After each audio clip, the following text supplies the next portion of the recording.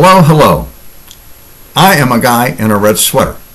I'm not the famous guy in a red sweater, but I am a guy wearing a red sweater, and my name is Chuck. Also, I am a guy who has a story to share with you. First, though, a couple of points. Historically, U.S. immigration policy has served the needs of big business and wealthy landowners. However, there is no reason it could not be designed to serve the needs of all Americans. Secondly, prior to the presidential election, my position on illegal immigrants was that they should be sent back to their home country where they could get in line behind those who have applied to come here legally. I was against a path to citizenship.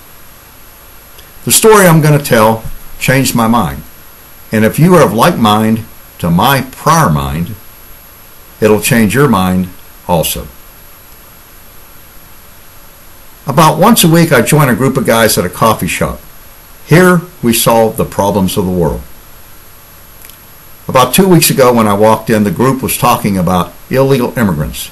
At the time, the group was made up of 4 Republican types, a Tea Party type who I will call Clyde, a Democrat, an independent, and I'm an independent. As I was taking my chair, Clyde was going on and on about how Mexicans and Muslims are ruining our country. One of the other guys in their seat and said, "Well, you know, Clyde, we got a big problem. We do not have enough workers to support the number of retirees we have. We need more workers to shore up our Social Security system." Here's a side note to the story. Why is this true? Because up until the early 70s, Americans had larger families. And then it dropped dramatically. You and I started making fewer babies. Had we not changed our practices, we would not need the immigrants. But we did. We did not make enough babies. We painted ourselves into a corner. We now have a big problem, which I will call a demographic crisis. And we need to fix that problem. Now, who are these seniors that we need to shore up? Well, they're your grandma and your granddad, your mom and your dad, you, unless you're already one, and your children and grandchildren, all who wish to have a dignified retirement. And right now, it's difficult for the U.S. to make that happen. We need our immigrants, and that includes the illegal immigrants. Not for the sake of the illegal immigrant. That person did something wrong. But for our sake, we have to have these people here so that you and I, your grandma and granddad, your dad and your mom, your children and grandchildren, everybody, can have a decent, dignified retirement. Back to the story. Another one of the guys spoke up. He had just vacationed in Germany. He said that Germany has the same problem, not enough workers to support the number of retirees. Also, he said he had read that China has a similar problem. He predicted someday the Chinese, the Germans, and the Americans would be fighting over immigrants. He went on to say that this is why he thinks they brought in the 800,000 plus Syrian refugees. Clyde jumped in and said, "Well, why Syrians? They're all Muslims." At this point, my wheels began to turn. Thinking out loud, I said to Clyde, "Well, my guess is, Clyde, the Germans did not have enough people knocking on their doors. Therefore, they brought in the Syrians.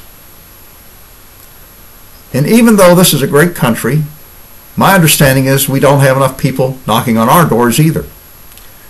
My guess is we need a number north of 25 million immigrants to help shore up our retirement system. And we have only about 6 million applicants a year, of which only about 500,000 are admitted. 25 million is a much bigger number than 6 million or 500,000. Additionally, Clyde, you seem to have a problem with Muslims. I don't share that problem. But here's the deal. The only large group of people who want to come to America who have a Christian background are those from Mexico and South America. So, Clyde, you can't have your cake and eat it too. You can't have a good retirement system here in the United States and not have immigrants. In line with your line of thinking, your only option is people from Mexico and South America if you want to keep that Christian majority. One of the other fellows brought up the local football scores, and we got off the subject of immigration and Social Security, and then we talked about other subjects. Well, about 25-30 minutes later, out of the clear blue sky, actually it was Clyde talking, came these words: "We need our Mexicans." There you have it per Clyde. We need our Mexicans.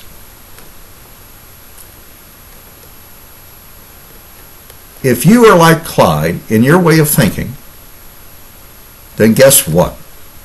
You need your Mexican. They're now your Mexicans, and you need them.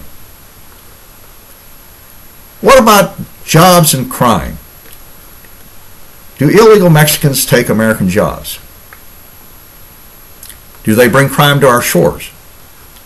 Well, my understanding is that they primarily do farm picking of fruits and vegetables. This is migrant work. They move from farm to farm, locale to locale, dragging their children with them. I don't know how many native-born Americans or legalized citizens apply for this work. I often see people of Mexican and South American descent on your rooftop or my rooftop. They're putting on shingle. I don't know how many of these people are illegals, but there are over 11 million illegals in our country. Therefore, logically, some of them probably are. I spoke to a lady who retired from the personnel department of a large Northeast roofing company. She said over a 15-year period, she had only had 4 or 5 people apply for roofing jobs that were both Native Americans and who were not of Mexican or South American descent. I asked her, why is this? She said she didn't know. But during that period, she had hired over 200 roofers. I also see people of Mexican and South American descent doing other construction work, and I've seen a few in factories. So, are they taking American jobs? Well, each of these people has an income. That's why they're working. They spend that money, and when they do so, they create jobs for others. This includes Americans. Legal Americans, I should say. And they probably grow the economy. Why do I say this? Well, once upon a time, there were only a few million people working here, and then the immigrants came, and they grew the economy, which created more jobs, and then more immigrants came, and they grew the economy, which created more jobs. That's the way our system works. And that's the result we get. You and I are working because these immigrants came. So,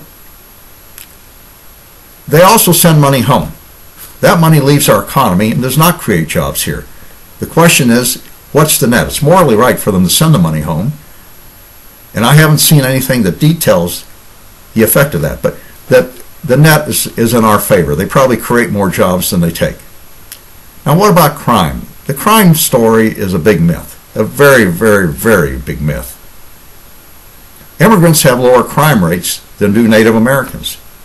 So think about it this way. If we shipped all the native-born Americans out of here and replaced them with immigrants, our crime rate would go down.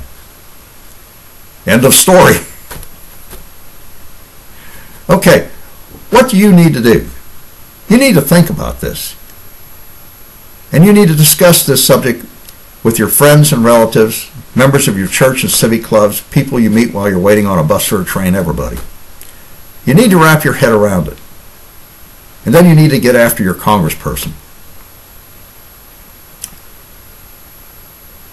We need our congresspeople to put together a demographic plan which will manage an increased number of immigrants coming into this country.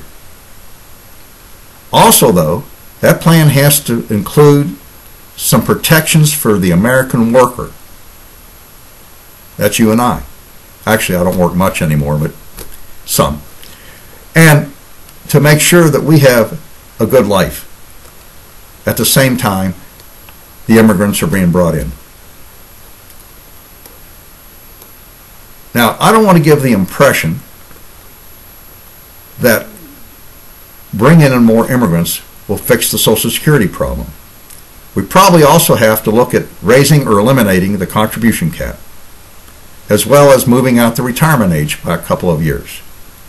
But bringing in a higher level of immigrants will take some of the burden off our children and grandchildren. And that's a good thing.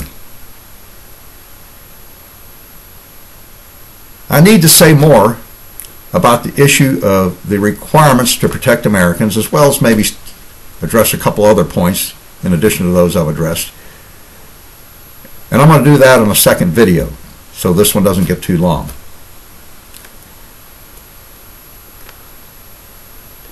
So again, what you're going to need to do is get your head around it and then contact your congresspersons.